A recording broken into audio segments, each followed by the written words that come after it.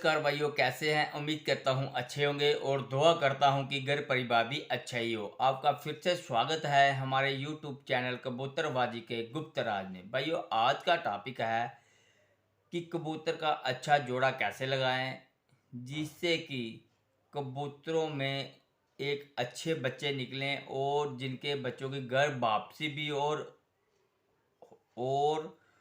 अच्छी उड़ान भी हो। तो ऐसे कबूतर बनाने के लिए भाइयों, कबूतर आपको पहले सेलेक्ट करने पड़ेंगे, अच्छे कबूतर सेलेक्ट करने पड़ेंगे। वो मैं आपको बताता हूँ कि आपको कैसे कबूतर सेलेक्ट करना है। भाइयों, उससे पहले कुछ भाइयों के कमेंट आए थे तो मैं एक दो कमेंट का जवाब दे देता हूँ। भाइयों ने पूछा है कि भाई कि हम एक ही भाई बहन, एक ही जोड़े के बच्चे जो भाई बहन का जोड़ा लगा सकते हैं कि या नहीं।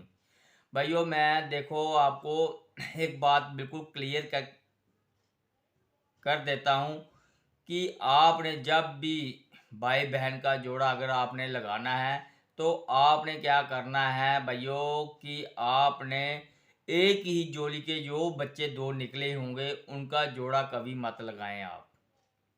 ठीक है, उनके बच्चे उनका जोड़ा कभी ना लगाएं, क्योंकि उनके आगे जो आने वाली नस्ल होगी, जो उनके बच्चे होंगे, वो कभी नहीं उड़ेंगे भाइयों।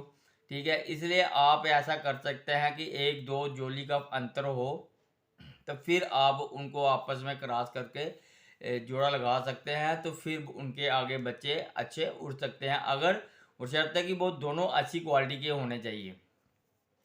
तो एक भाई का ये भी सवाल था कि भाई ये कबूतर जो होते हैं, मेरा कबूतर शाम शाम तक तो उड़ता है मगर उनकी घर वापसी नहीं है। भाइयों देखो, ये सबसे एक ये बहुत ही ज़्यादा कबूतरबाजों में इस मुसीबत का सामना करना पड़ता है। पहले वे अपने कबूतरों को मेहनत करके उड़ान बना तो लेता है मगर उन कबूतरों की घर वापसी नहीं होती। ये बहुत ही बड़ा एक मेजर पॉइंट है जो कबूतरबाजों के साथ बार बार मसला ऐसा पेश होता रहता है। इसलिए भाइयों, मैं यही आपको कहना चाहता हूँ कि आप जब भी जोड़े लगाएं तो उसमें उड़ान प्लस सियान जरूर लाएं, क्योंकि अगर उड़ान आपके पास बहुत ज़्यादा होगी, कबूतर घर वापस ही नहीं आएगा, उस उड़ान का क्या फ़ायदा भाइयों। कोई फ़ायदा नहीं। देखो, इतनी मेहनत करेंगे, इतने खर्चे वगैरह करेंगे, क्योंकि आजकल दाना बहुत ज़्यादा महंगा हो गया है, तो बच्चे ऐसे नहीं पला करते। बच्चों को काफ़ी खुराकें वगैरह देनी पड़ती है, फिर जाकर कहीं अच्छे बच्चे पलते हैं। तो फिर वो बच्चा जब आप उड़ाते हैं तो बच्चा घर वापस नहीं आता, तो उसका क्या फ़ायदा भाइयों। कोई फ़ायदा नहीं। इसलिए मैं कहता हूँ कि जब भी आप जोड़ा लगाएं, ऐसा जोड़ा लगाएं जिसमें उड़ान और सयान दोनों चीज़ होनी चाहिए भाइयों। तो प्लस तो मैं ये भी कहता हूँ तो उसमें एक शान भी होनी चाहिए। ये कबूतर वही अच्छा दिखता है जिसमें शान भी हो, या वो खड़ा हो तो अच्छा दिखे। दूर से 10 कबूतरों के बीच में अगर वो खड़ा हो तो दूर से पहचाना जाए कि ये कबूतर अच्छी क्वालिटी का है, क्योंकि उसमें शान, शान और उड़ान, ये तीनों बातें उसमें होती हैं और ये होनी भी चाहिए भाइयों। क्योंकि बाहर से जब आपका कोई यार दोस्त आपकी छत के ऊपर आता है अपने आपके कबूतरों का शो करने के लिए, अगर उसे शो करने में मज़ा ना आए तो क्या फ़ायदा भाइयों कबूतरबाजी करने का। इसलिए मैं यही चाहता हूँ कि जब भी आप जोड़े लगाएं तो अच्छी तरह से देख परख के लगाएं। तो अभी आते हैं हम अपने टॉपिक पे कि भाइयों, आपको कबूतर की सिलेक्शन कैसे करनी है जिसकी सियान और उड़ान दोनों इसके बीच में होनी चाहिए। पीछे भी मैंने वीडियो बनाई है, तो वीडियो में उसमें मैंने काफ़ी कुछ बता दिया है। तो धीरे धीरे हर एक वीडियो में मैं कबूतर की एक क्वालिटी के बारे में बताते जाऊंगा कि आपको अच्छे कबूतर की सिलेक्शन कैसे करनी है। तो भाइयों देखो, एक कबूतर आपको मिलता है जो दिखने में तो बहुत आपको बड़ा लगता है, मोटा तगड़ा लगता है, मगर जब उस कबूतर को आप पकड़ते हैं ना तो उसका वेट बिल्कुल हल्का होता है। तो वो कबूतर होता है भाइयों परेल, जो परों से भरा हुआ होता है उसे परेल कबूतर कहते हैं। जिसके जिस्म बहुत ज़्यादा पर होते हैं उसे हम परेल कबूतर कहते हैं। यही कबूतर जो है सख्त गर्मियों में जब लूएं वगैरह चलती हैं 45, 46, 47 डिग्री में। जब यही कबूतर होते हैं जो अच्छे उड़ते हैं, शाम शाम की उड़ानें करके आते हैं, क्योंकि इनके जिस्म के ऊपर काफ़ी ज़्यादा पर होते हैं जिससे वो गर्मी इनके जिस्म तक नहीं पहुंच पाती, और ये कबूतर सख्त गर्मी में उड़ते हैं। बाकी वाले कबूतर, जिन कबूतर के ऊपर पंख कम होते हैं, वो कबूतर जल्दी नीचे आ जाता है, कम टाइमिंग पे नीचे आ जाता है। मगर जो ऐसा कबूतर होगा, ये कबूतर शाम शाम तक जरूर उड़ेगा, बशर्ते खाली ये पर ही नहीं, उसमें और भी क्वालिटियाँ होनी चाहिए, ये मैं आपको बता रहा हूँ। ठीक है, एक बार और आपने ख़ास ध्यान रखनी है भाइयों कि कबूतर की सिलेक्शन करते समय आपने कबूतर की जो पैर की नली होती है ना, एक तो पंजा होता है, ये भी ब्रीक होना चाहिए, और एक टांग की जो नली होती है ये भी ब्रीक होनी चाहिए। इसका बहुत ही ज़्यादा फ़ायदा है कबूतरबाजी में, और बहुत ही ज़्यादा अहम रोल है ये। हम खाली इन टांगों को ऐसे ही पहचानते हैं, जानते हैं, मगर इसकी जो विशेषताएं ये सब बंदों को नहीं पता, नए शौकीनों को नहीं पता। क्योंकि आपने अक्सर देखा है कि जब कबूतर ऊपर से उड़कर आता है तो कबूतर आते ही मुंह के बल गिरता है। ये क्यों गिरता है भाइयों, आपको पता है? कुछ नहीं पता है, मैं बताता हूँ भाइयों। ये इसलिए गिरता है कि उस समय कबूतर की टांगें उसका साथ नहीं दे रही होती है।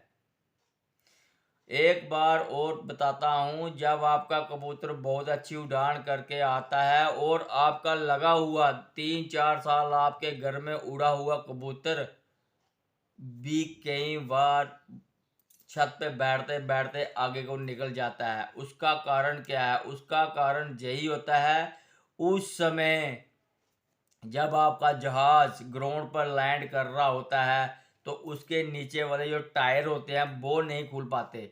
जब उसके टायर ही नहीं खुलेंगे वो ज़मीन पर लैंड कैसे करेगा? ठीक है ना? तो यही कारण होता है कबूतर का, जब तक उसका पंजा खुलेगा नहीं तो वो बैठेगा कैसे? जब उसका पंजा नहीं खुलेगा वो बैठेगा नहीं। या तो पहली बात है वो अपने छत पे ही नहीं बैठेगा, अगर छत पे बैठेगा तो मुंह के बल गिरेगा ही गिरेगा।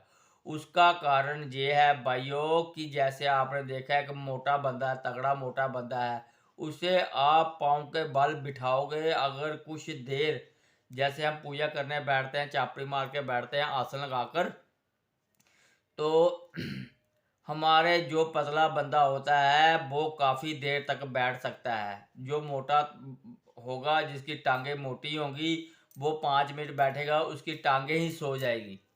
ठीक है ना? इसी तरह से कबूतर ने करना क्या होता है, 8-8, 9-9, 10-10, 5-5 घंटे उड़ान करनी होती है, और अपनी टांगों को पीछे मोड़ कर उड़ रहा होता है वो। ठीक है भाई, ऐसे उड़ रहा होता है।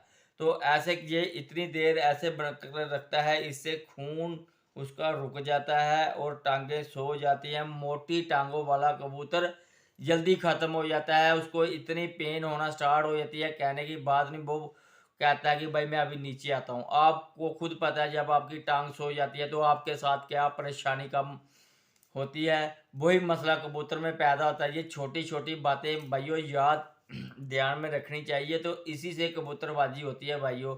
तो आपने जब भी कबूतर की सिलेक्शन करनी है, बिल्कुल पतली टांगों वाला कबूतर की सिलेक्शन करनी है।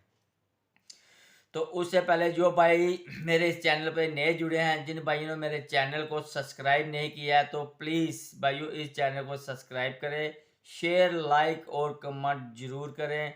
भाइयों आप खुद कमेंट करके बताएं भाइयों कि आपको आगे वीडियो कौन सी चाहिए, किसी कबूतर की क्रास में चाहिए। मलवई के बारे में मैंने बता दिया है, क्योंकि इसमें मुझे कमेंट आए थे। अभी मद्रासी कबूतर के ऊपर भी बनाऊंगा, मगर मुझे कमेंट ही नहीं आ रहा, तो मैं कैसे बनाऊं? इसलिए मैं अभी आपको कबूतर की जोड़े की जो अपने दिल में मुझे पता है, जो मेरे दिमाग में पता है, मैं वही आपको बता रहा हूँ। ठीक है भाइयों, आप कम से कम कमेंट करें, क्योंकि आपके कमेंटों के ऊपर वीडियो बनेगी भाइयों, जो भी बनेगी। तो मैं आता हूँ अपने टॉपिक पे कि भाइयों आपने करना क्या है कि हमेशा जब भी कबूतर की सिलेक्शन करें, कबूतर की जो बगल होती है वो हमेशा बड़ी होनी चाहिए। तो ये बड़ी दो किस्म की होती है, एक होती है लंबाई में, एक होती है चौड़ाई में। तो ये दोनों साइड से बगल बड़ी होनी चाहिए। क्योंकि जितनी बगल बड़ी होगी इतना ज़्यादा कबूतर उड़ेगा। ये 3 पंख जो होते हैं, नौमा आठवां, नौमा और 10वां, ये कबूतर को आसमान में लेने के लिए होते हैं। ये नीचे से जोर लगा कर ऊपर ले जाता है। जब कबूतर ऊपर खड़ा होता है तो ये बगल के सहारे खड़ा होता है। जितनी ज़्यादा बगल होगी इतना ज़्यादा कबूतर उड़ेगा, इतना कबूतर जल्दी नहीं थकेगा। जिस कबूतर की बगल छोटी होगी वो जल्दी से जल्दी थक जाता है भाइयों। आपने हमेशा देखा है कि आपका चीलबाज को देखते हैं आप उड़ते हुए, ठीक है। जब आप उसे उड़ते हुए देखते हैं तो वो पंख भी नहीं हिलाती, वो ऐसे कई कई घंटों तक ऐसे बिना पंख लगाए उड़ती रहती है, उड़ती रहती है, उड़ती रहती है। वो क्यों भाइयों? क्योंकि उसकी बगलें बड़ी होती है, ये पैराशूट बन जाती है उस समय पैराशूट बन जाती है। तो ये बिल्कुल ऐसे करके ऐसे ही घूमती रहती है, घूमती रहती है, तो ये थकती नहीं है। इसी तरीके से जिस कबूतर के बगलें बड़ी होगी दोनों साइड से, वो पैराशूट बन जाएगा, हवा क्रॉस नहीं करेगी, कबूतर को ऊपर खड़ा कर देगी। तो कबूतर इस तरह से खड़ा हो जाता है और कबूतर अपनी उड़ान को शाम शाम तक इसी वजह से करते हैं। आपने जब भी सिलेक्शन करनी है कबूतर की बगल दोनों साइड से देखनी है, एक लंबाई में एक चौड़ाई में, दोनों साइड से जितनी ज़्यादा बगल बड़ी होगी कबूतर आपका 100% शाम शाम करेगा। ये इस तरीके से अगर आप कबूतर की सिलेक्शन करते हैं, कबूतर की बगल जो है हमेशा कांधे पे आनी चाहिए। जब आप कबूतर का पंख खोलते हैं ना भाइयों, जब आप पूरा पल्ला खोल दो, जब आप पूरा पल्ला खोलते हो तो लास्ट में जो इधर लास्ट में बगल जहाँ ख़त्म होती है उधर कम से कम 5, 6, 8, 10 पंखों का एक गुच्छा बनना चाहिए। इतनी सी चिड़ी, इसको चिड़ी पंख कहते हैं भाई, इकट्ठे हो जाने चाहिए, एक गुच्छा पाना। क्योंकि यही जो होता है कि यही कबूतर के अंदर से हवा को क्रॉस करने नहीं देता। तो आपको ऐसे ही कबूतर की सिलेक्शन करनी है। तो आज की वीडियो में इतना ही, फिर मिलेंगे आपके साथ नेक्स्ट वीडियो में। तब तक के लिए गुड बाय। और भाइयों एक काम जरूर करें, इस बार कमेंट जरूर करें यार, क्योंकि मेरी भी हेल्प होती है कि मैं भी आपके लिए कोई अच्छी अच्छी वीडियो लेके आऊँ। तो गुड बाय।